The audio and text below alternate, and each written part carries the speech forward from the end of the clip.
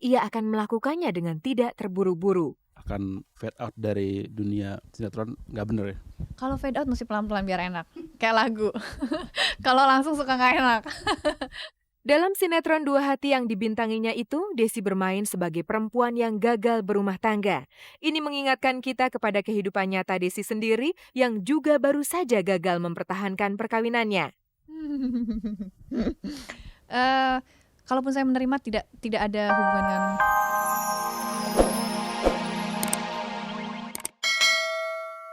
RCTI akan menayangkan sinetron baru berjudul Dua Hati yang antara lain didukung oleh Desi Ratnasari yang sudah setahun belakangan ini tidak ada kegiatan syuting.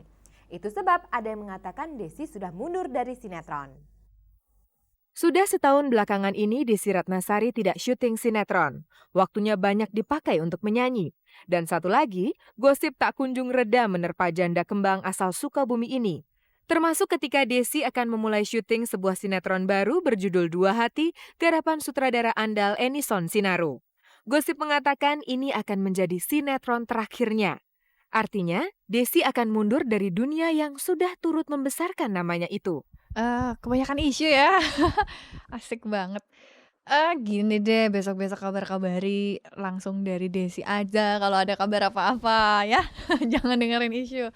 Yang jelas sekarang saya lagi ngerjain insya Allah 2 sinetron, 1 dulu yang mulai, baru nanti disusul 1 yang lain.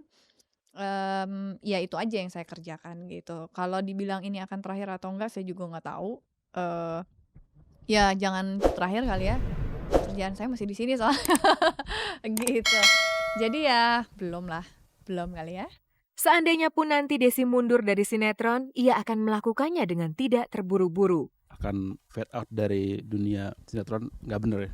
Kalau fade out mesti pelan-pelan biar enak, kayak lagu. Kalau langsung suka nggak enak. Dalam sinetron Dua Hati yang dibintanginya itu, Desi bermain sebagai perempuan yang gagal berumah tangga. Ini mengingatkan kita kepada kehidupan nyata Desi sendiri yang juga baru saja gagal mempertahankan perkawinannya. Kalaupun saya menerima tidak ada hubungan dengan pribadi saya, dengan kehidupan pribadi saya. Jadi tidak ada pengaplikasian dalam karakter saya di sinetron. Yang jelas, kalaupun ada persamaan atau perbedaan ya biasa. Sinetron yang ditampilkan ini juga pastinya mungkin terjadi yang dialami oleh salah satu Anda pemirsa kabar-kabari gitu aja. Diceritakan pula dalam sinetron yang nantinya akan ditayangkan RCTI itu, Desi mengalami kecelakaan dan kemudian gila. Lalu apa yang dipersiapkan Desi untuk memainkan peran itu? Minimal saya bisa ngunjungin rumah sakit jiwanya, di mana tempat kita syuting, saya bisa ngambil satu tokoh di situ gitu. Gerak-geriknya kayak apa sih atau apa gitu. Itu lebih mempermudah buat saya. Tapi mungkin nggak yang survei yang sangat lama sekali 3 bulan atau saya di sana ikutan gitu enggak. Saya belum kayak Bu Christine Hakim lah yang bikin Cut Nyadin itu belum. Sudah setahun belakangan ini Desi tidak main sinetron. Ia mencari uang terutama dari menyanyi. Alhamdulillah setahun saya nggak main sinetron ada aja rezeki terutama nyanyi. Jadi terus terang seminggu saya kerja cuma 5 hari. Jadi 2 harinya cari order nyanyi. Ya, yang jelas yang harus lebih ditingkatkan lagi dengan ketatnya schedule ya saya harus lebih disiplin dan mungkin maaf rekan-rekan wartawan kalau dulu susah wawancara-wawancara, sekarang mungkin akan lebih susah lagi. Bukan karena saya sombong, bukan karena saya belagu atau saya tidak terbuka, tapi yang jelas adalah dengan ketatnya schedule berarti saya juga harus lebih disiplin diri. Pemirsa, perbincangan belum selesai. Seperti juga Anda, kami pun penasaran tentang laki-laki berikutnya yang akan mengisi kehidupan Desi. Calon nggak ya? Calon yang mana ya? Calon kabar-kabar nanti deh aku kabarin ya. Sekarang belum ada kabar soalnya. Ya, itulah Desi Ratnasari. Dia tahu masyarakat menunggu kabar siapa laki-laki berikutnya yang akan singgah di hatinya. Karena itu, Desi selalu hati-hati menjawab. Pemirsa, tentu saja Anda masih menyimak kabar-kabar dari Kabar-Kabari, spesialis penyaji kabar-kabar seputar dunia artis, tokoh, dan gaya hidup. Berikut ini kabar lainnya yang layak Anda tengok. Pemirsa, ini tentang Kahitna dan Heidi Yunus. Hari Kamis pekan lalu, anak-anak Kahitna menyelenggarakan konferensi pers untuk menjelaskan alasan mereka memberhentikan sementara Heidi Yunus sebagai vokalis Kahitna. Menurut Yovie Widianto dan kawan-kawan, apa yang telah dilakukan Heidi memang sulit mereka pahami. Heidi datang terlambat saat Kahitna sudah berada di panggung dalam acara Panggung Band 2000 yang diselenggarakan dalam rangka ulang tahun RCTI ke-11 bulan yang lalu. Yang paling menyakitkan hati, Heidi terlambat karena tidurnya terlalu lelap. Dia bilang kalau saya udah tidur susah untuk bangun. Itu yang dikatakan Heidi Yunus kepada Budi, drummer Kahitna. Tentu saja ini bukan masalah kalau Heidi berpesan kepada teman-temannya untuk dibangunkan pada waktunya. Cuma aku nggak ngerti kenapa Hedi kalau merasa tidur susah untuk bangun. Kenapa kuncinya nggak dititip aja sama teman yang lain? Kan teman Kahitna banyak, bukan saya aja gitu. Titipin nih, saya kunci dari dalam. Sekian bangunin. Beres, udah. Tapi itu tidak dilakukan oleh Heidi Yunus. Dan kalau ia profesional, seharusnya itu terpikirkan sebelum ia tidur. Entah bagaimana caranya, ia harus bisa menjamin bangun tepat pada waktunya. Tapi nyatanya, Heidi tidur berkepanjangan, sementara teman-temannya sudah bersiap tampil di panggung. Profesionalisme Heidi Yunus patut dipertanyakan. Dan menurut anak-anak Kahitna, bukan baru sekali ini saja Heidi berbuat seperti itu. Sudah beberapa kali ia datang terlambat saat pertunjukan. Kejadian di Bandung bulan lalu itu hanyalah puncak gunung es. Sudah cukup anak-anak Kahitna jengkel pada kelakuan Heidi sang vokalis itu. Maka dilayangkanlah surat yang isinya melarang Heidi tampil bersama Kahitna untuk sementara waktu. Anak-anak Kahitna masih berharap Heidi bisa memperbaiki kelakuannya itu. Begitulah syaratnya kalau Heidi ingin diterima lagi di Kahitna. Tanpa Heidi Yunus, Carlo akan tampil sendirian sebagai vokalis.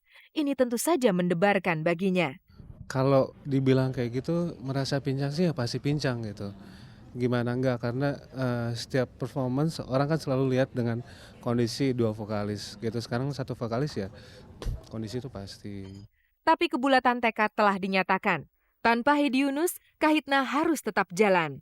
Yovie Widianto yang disebut-sebut sebagai otak Kahitna yakin bahwa faktor sukses sebuah grup bukan ditentukan oleh penyanyinya, tapi oleh lagunya. Ada penyanyi yang terkenal, asik, keren, lagunya basi, tetep aja nggak laku mas. Tapi ada grup baru, siapa yang tahu tiba-tiba lagunya asik-asik, melejit aja tetap. Jadi saya percaya betul the most important thing adalah the song. Maka berjalanlah Kahitna tanpa Heidi Yunus.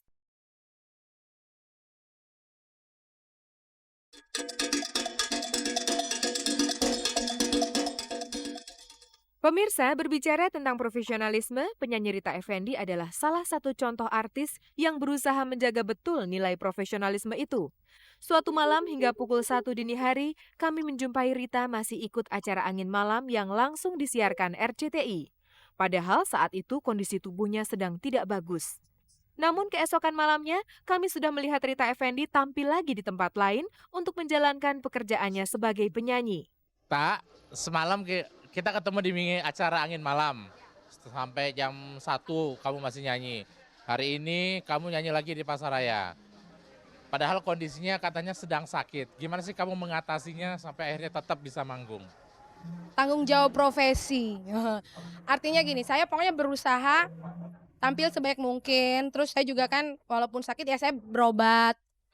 Pernah nggak Rita membatalkan tidak jadi tampil karena kondisi kesehatan? Hampir nggak pernah. Karena apalagi kalau udah kontrak ya pokoknya saya berusaha sebaik mungkin gimana caranya hari haknya saya bisa nyanyi gitu. Saya udah tahu selahnya, udah tahu mesti digimanain gitu. Terus konon kabarnya katanya sesakit apapun Rita, kalau udah di atas panggung dan megang mic sakitnya hilang, bener nggak sih? Amin, alhamdulillah ya. Yang pasti saya setiap sebelum nyanyi saya berdoa dan itu tadi tanggung jawab profesi. Jadi saya berusaha tampil sebaik mungkin. Emang sih teman-teman bilang, aduh aku lagi sakit, bohong lu gitu. Jadi nggak ada yang percaya. Padahal saya hanya berusaha aja untuk, saya udah dibayar, jangan sampai saya mengecewakan yang udah bayar saya, mengecewakan yang hadir gitu. Boleh tahu nggak sih jenis penyakitnya yang sering menyerang itu apa? Yang saya tahu penyakit penyanyi itu kan darah THT, tenggorokan, hidung kayak gitu. Jadi mungkin kalau kecapean gampang kena radang, tenggorokan, terus flu gitu. Apalagi kalau cuacanya lagi nggak bener. Oke, Rita jangan sakit lagi ya, nanti kasihan. Makasih bang. Pemirsa, begitulah cerita seorang penyanyi yang tidak ingin menghancurkan dirinya sendiri dengan berkhianat pada profesionalisme. Dua artis turun tangan membantu sesama yang tidak mampu. Itulah yang dilakukan oleh Silvana Herman dan Alia Rohali. Kalau melihat gelagatnya, rasanya kerja sosial Ano dan Aya ini akan jangka panjang. Satu dari sekian cara hidup yang baik adalah berderma. Ini pula yang dilakukan sejumlah selebriti kita antara lain Silvana Herman dan Alia Rohali. Mereka adalah dua figur yang secara konsisten peduli pada pendidikan anak-anak tidak mampu sejak 4 tahun yang lalu. Ini organisasi biasa tapi udah ada pengurusnya. Sudah 4 tahun dari 96. Sekarang udah ada berapa, No? Udah 50 anak asuh dan 23 orang tua asuh. Pemirsa, gambar yang sedang Anda lihat ini adalah ketika Silvana dan Alia sedang memperoleh sumbangan dari sebuah perusahaan untuk aktivitas sosial mereka. Perusahaan itu terkesan pada kegiatan sosial Silvana dan Alia yang tidak hangat-hangat tai ayam. Tapi kita juga bukan hanya uang aja yang kita beri, maksudnya juga pada saat-saat liburan kita juga pergi ke Dufan atau ke Taman Safari kemarin itu. Jadi kita juga bikin juga mereka untuk senang gitu. Jadi batin juga dijaga hubungan. Silvana dan Alia masing-masing secara pribadi juga mengambil beberapa anak asuh. Mereka tahu harus punya komitmen untuk bisa menyekolahkan sampai selesai anak-anak asuh yang mereka tanggung. Tapi aku sih ngambil 2 ya, Alia 3 gitu. Tapi kita tuh kalau udah pas saya waktu pertama ngambil udah kepikir, wah ini insya Allah kita udah pikirin sampai nanti selesai gitu. Makanya kita ngambilnya nggak terlalu banyak, tapi 2 insya Allah sejahtera gitu ya. 4 tahun yang lalu, Alia Rohali memulai kegiatan sosial ini gara-gara kritik dari seseorang yang melihat sisi negatif dari predikat Alia waktu itu sebagai Putri Indonesia. Di belakang dia sekarang sudah ada belasan artis yang bergabung. Bella, Safira, Dina Lorenza, Berliana, Peggy, Elemen, terus Marcelino. Banyak deh, Cool Colors ya, juga banyak 18 lah kurang lebih. Pemirsa, Anda mau ikut bergabung? Alia Rohali sebagai ketua kegiatan yang sudah berlangsung 4 tahun ini bisa dihubungi setiap saat. Oh, bisa menghubungi saya atau menghubungi koordinator kita, itu namanya Nia, di 8561974.